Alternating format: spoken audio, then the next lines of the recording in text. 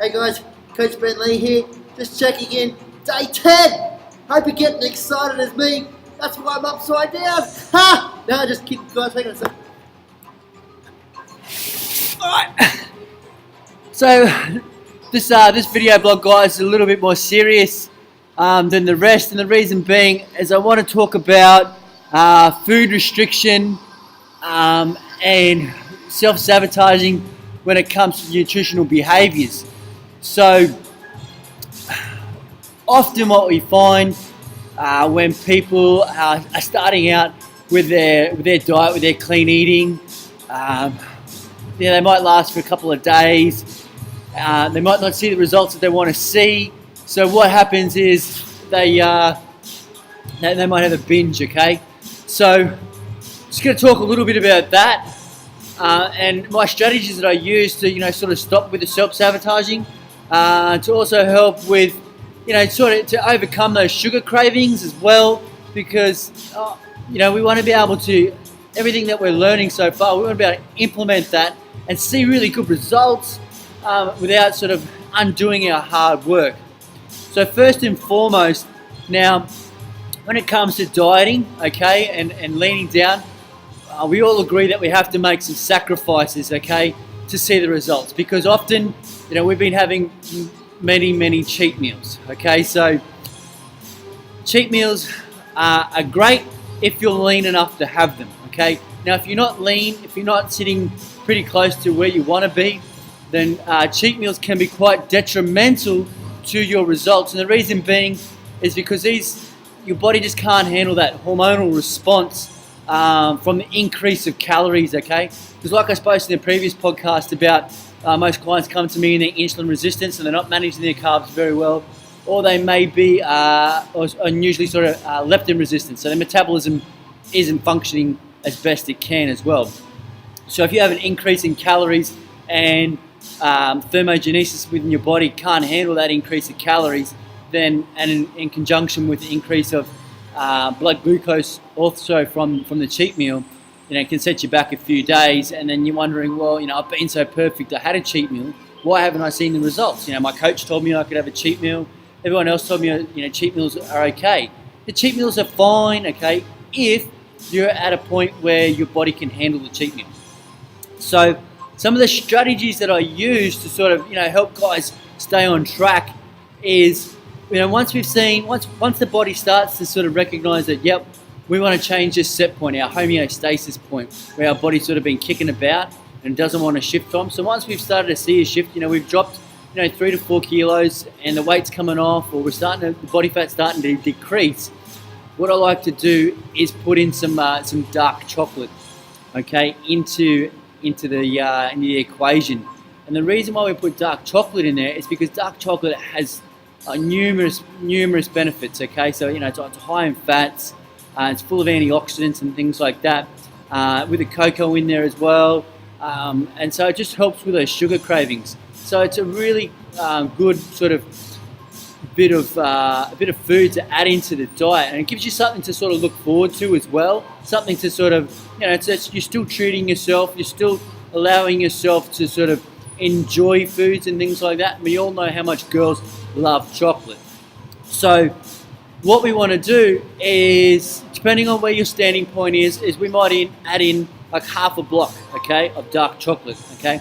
And what I would go for is Green and Black's organic, minimum of 70% cocoa, okay, up to 80%. Now, what Amy loves to do is she'll suck on that chocolate, okay, and she really gets just loves that taste from it. So it took about half an hour to eat half a block of chocolate, 5 rows. Mine was gone in about 2 to 3 minutes. All right, guys. So, secondly, the biggest problem that we find with sort of clean eating, with paleo, or prescribing to any sort of dietary methods, is that insets this restriction mindset, okay? And then because we haven't embraced what we're trying to do, we haven't embraced that we do need to make some sacrifices and to see the results. Now, what we need to be making sure, sorry, let me start that again. So what needs to happen is the reason why, okay? The reason why we're trying to lose that weight. Now, the reason why we're trying to lose that weight is not just because we want to, we want to see 5 kilos drop. Okay, we don't want to see it's not all about the scales, and so what we want to see is a couple of things. Okay, we want to see improved energy. We want to see our bodies to be able to handle stress better. We want to be able to sleep better. We want to be able to fit into clothes again that we may not have been able to fit into, since Christmas, because we overindulged. So we've got to think about all these things as well. So if we're thinking about these things, that's going to help us with sort of that mindset of staying on track, because it's not just the one thing that we're sort of got our minds stuck on, and of seeing the results in the scales. Now, people say the scales don't matter. Now, this is true to a certain extent, but if you've got substantial weight to lose, then the scales do matter. Okay, I'm going to buck the trend and say that we should be seeing a shift in weight. Okay, if your coach knows what they're doing and you're on target with your nutrition, then we should be seeing some sort of weight drop, okay, on the scales if you have substantial weight to lose. Okay, and what I'm talking about here is like 10 kilos. Okay, if you've got 5 kilos to drop, it may be a little bit slower because your body's used to sort of that set point, and it's a little bit difficult for it to want to change past that. But what if that's the case, then the training methods for your body type should be different, okay? And your carb intake for that should be different as well. So we're talking about mesomorphs here, ectomorphs, endomorph kind of body shapes. And so that'll dictate the kind of training and carbs that you might use, when you're trying to get past that set point of what your body likes to be at. But your body doesn't like being overweight, okay? Because it's a lot of excess energy, a lot of stress that it's been put on you. So what you need, so that means that it wants to lose that weight. You just need to make sure that you're sticking to everything as your coach, or as I've given you, okay, to help you get past that. And so if you're cheating, eating outside of what I've given you, then we're not going to see the results. Sometimes the things that can stop you too is you could have food intolerances, okay, and so things that you might want to get rid of. You might want to look at your diet in that respect before you go, shoving your face full of food because you haven't seen the results. You kind of need to be like a detective, like a problem solver, okay? And start to eliminate things that could possibly be stopping you from achieving your results. So coffee can be one, eggs can be another one, nuts can be another one. Soy, these are foods that are quite likely can be have a negative response to, that can affect our body composition, okay?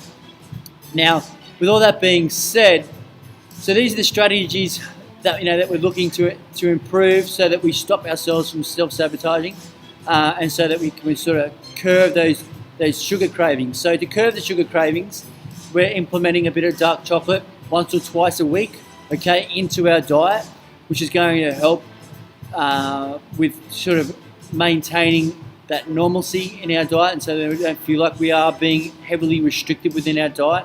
Okay, we're including fruit as well.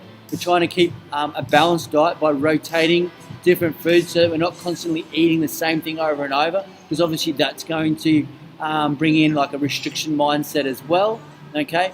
But also with a restriction mindset is that you need to embrace the change, okay? The habits of forming change, that you're not just doing this to see results on the scale, it's because you have all these other benefits of why. So sometimes you need to ask yourself why 7 times before you get to the end result of why you want to change. So I just did this recently with a client of mine, and she never really thought about why she wanted to change, because she just got herself a brand new diet, and about 2 weeks in, she was munching down on Mars bars, cookies during the week, and she dropped herself in. Just a big shout out to you, Maz. This is what this podcast's all about. Now, my screen's just frozen here, guys. Hang on a sec.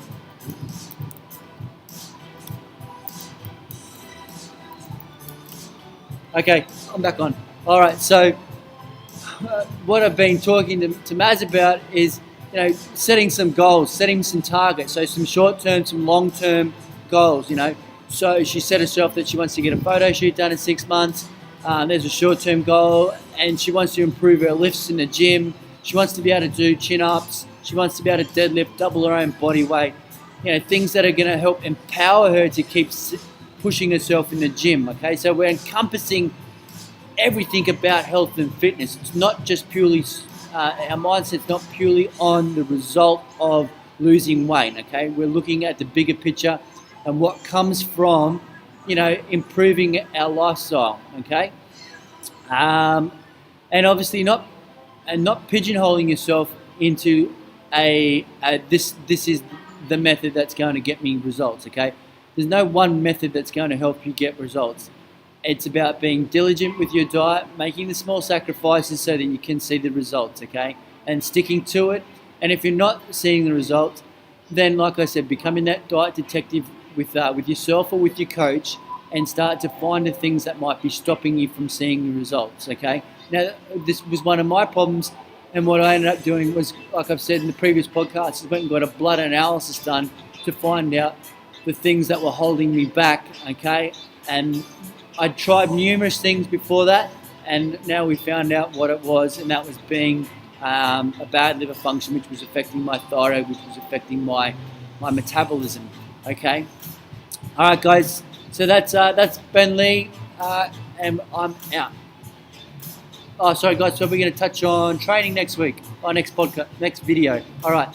So I'd love for you to check in. Also, I would love some more feedback on the videos. I'm getting a lot of inbox messages on the videos. What I'd love for is just a little bit more commenting below, okay, and asking me some questions. And that way I can really make sure that I'm getting the content out there that you guys want to hear about, okay, so that I can really sort of close the gap from what you know to what you need to know. All right, guys, that's me signing out. Peace.